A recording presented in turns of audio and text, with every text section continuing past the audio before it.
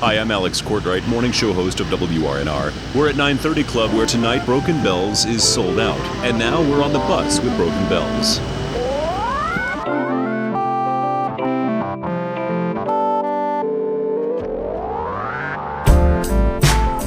It's Alex Cortright tonight in Washington, D.C. at the 9:30 Club for the Broken Bells sold-out performance. Joining me backstage, well, actually on the back of the bus, James Mercer and Danger Mouse of Broken Bells. Hey, guys.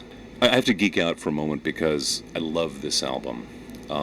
It's one of my favorite of the year. It's subtle, it's nuanced, and I would imagine that the concept of the album holds a lot of weight for you, especially in the era of iTunes and the single. You met, let's hit the rewind button for a moment. Danger Mouse, if I'm not mistaken, you two met while working with the late Mark Linkous, Sparkle Horse, on Dark Night of the Soul, which I believe is finally coming out.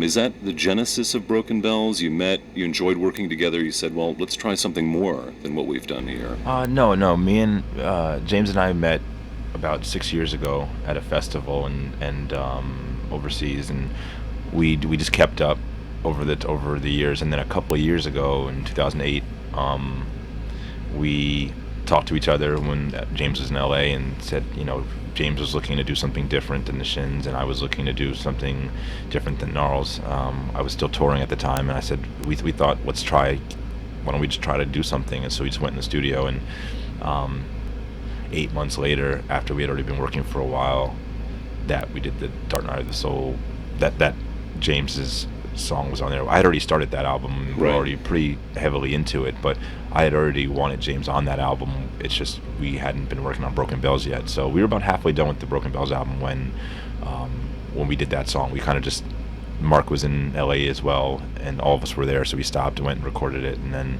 it was while we were mixing the Dark Night of the Soul album. James, if you wouldn't mind commenting on sort of the inner mechanics of Broken Bells songwriting, Broken Bells songcraft. How does it work with the two of you? I think most often Brian is putting chords together, and I'm sort of sitting there thinking about melodic stuff on top. Mm-hmm. Sometimes it's the other way around. So sometimes Brian's like coming up with a melody, and I'm like playing something on the guitar. But so I mean, it's really collaborative in that way. Most of the time, one of us is doing one part of the process and the other is already thinking about the next thing. Percussion or a melody or some other treatment. So we just kind of work together and record as we go. It's very fluid. Yeah, it doesn't. One thing we kind of make sure is it doesn't really matter who does what. We just want the right result at the end. Mm-hmm. I wouldn't say one is necessarily. Well, definitely there's some things that we're each better at, I guess you could say, but it's not about who did it. It's just about getting there. But when that happens, then James's melodies wind up being the ones that I want to hear more than anything, But then I think, like you said, the chords sometimes, James wanted to try something different. I think so. What I do chord-wise is different for him. It may not be different for me, but it's different for him. So that makes it exciting for him to come up with melodies over chords that are different than he would do himself, and it makes it a different feel as a whole. One of the joys, I think, of artistic collaboration, and you both know this well, is that it tends to excite these new creative energies. And I kind of wonder if you might comment on what you've learned not only about each other as friends and as artists, but what this process has perhaps taught you about yourself. Yeah, for me, the process has had a very, very big impact on me. It's gotten me to slow down a bit, to really take my time and try to do one project at a time if I can. This was the main thing I was doing. I finished one or two things, like I finished the Dark Night of the Soul thing during the process, but for the most part of that year, this was the main thing I was doing, and it just I was just happier in between when I wasn't too stressed out, and it just really had me slow down a bit in a good way. Yeah. And it's funny, I think in a way it's sort of the opposite effect on me. I feel like hanging around with Brian has made me see that I need to get myself a space to work in, and to kind of treat it's kind of a dream I've had for a long time, but to have like a studio and be able to go and really focus on writing and recording and stuff. So for me, I think one thing I'll take away from this is setting a schedule and sticking to it work-wise. I read an interview recently, I think probably right around the Exile on Main Street reissue with Mick Jagger that was recorded back in the early 1970s, and he said at the time he really disliked publishing lyrics on the albums because he felt they really shouldn't be separated. In other words, the lyrics shouldn't be a poem separate from the music, that they are married and they are intentionally done as such. I like the idea of that. That's cool.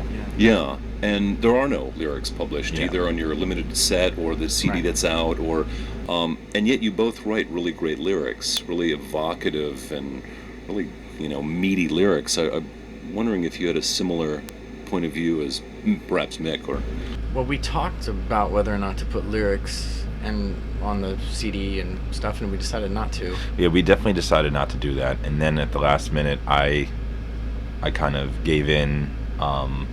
On the website, there's the lyrics to High Road because I just kept hearing people singing the wrong words, and it was just killing me. I mean, just blatantly the wrong thing. Really, it's like some no bad interpretation. I mean, really, really like. But then that was getting spread through as well. Like, so people just took that as law. Like, oh, this must be it. Right. So you don't want some kid like learning it on a guitar and singing these awful wrong things. What do you do now? There was no internet back when he talked about that. Fly, Yeah. The thing is, like Shin's records, I do put the lyrics, or I have at least. Yeah. And you still get the wrong ones posted on the lyric sites. The lyric sites, kids just invent it and put it up, and then that becomes the where people gold standard for the song. Because they don't have the actual. Most people don't. A lot of they people don't have it, CD, and nobody's going to take the time to look at it and do the silly data entry of putting the proper ones up there. Yeah. Also a new video for The Ghost Inside, great song on Broken Bell's album. Man, talk about imagery dripping with metaphor. Yeah, the idea came from the director, Jacob Gentry, had the idea for the video. He hung out with James and I after the record was done, and we went up to the observatory in Griffith Park, and he knew a little bit of what we were, some of the space themes and things that we were thinking about and how we looked at the record, and then he just came up with this great idea, and then of course Christina Hendricks, getting her in the video was pretty big deal, pretty great for us to do, but it was his idea for the video based on him listening to the song, and and we liked his interpretation. How important are things like videos, and obviously playing the music live, I would imagine, is critical on many levels, but all of the stuff that's sort of addendum to making the music, writing the music, and performing it, is it of any real consequence, or is it a natural and important extension of your artistry? I don't think too much about that stuff.